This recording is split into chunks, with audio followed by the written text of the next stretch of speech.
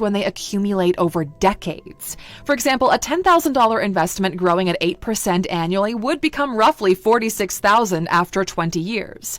Extend that time horizon to 30 years, and the same investment grows to over $100,000. The growth in the final decade becomes significantly larger than the growth in the first. Time amplifies the process. Now, compounding also applies in reinvested income. If a company distributes profits as dividends and those dividends are reinvested into additional shares, the investor gradually owns more of the asset. Future dividends are then paid on a larger base of ownership. This feedback loop strengthens the compounding effect. Now, a similar mechanism occurs in real estate. Rental income can be reinvested into additional properties or used to reduce debt on existing ones. As loans shrink and rental income continues, the investor's equity position improves.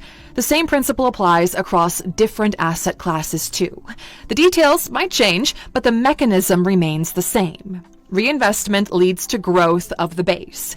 Growth of the base increases future returns. Now, compounding isn't limited to money either. The concept appears in many areas of life. Skills compound when they are practiced consistently. Knowledge compounds as new ideas are connected to previous ones. Networks compound as relationships grow over time.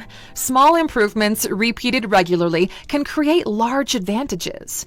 In finance, however, compounding has one critical requirement: continuity. The process only works when it's allowed to continue uninterrupted. Large losses can break compounding because recovering from losses requires disproportionately large gains. A portfolio that loses 50% of its value must gain 100% just to return to its original level.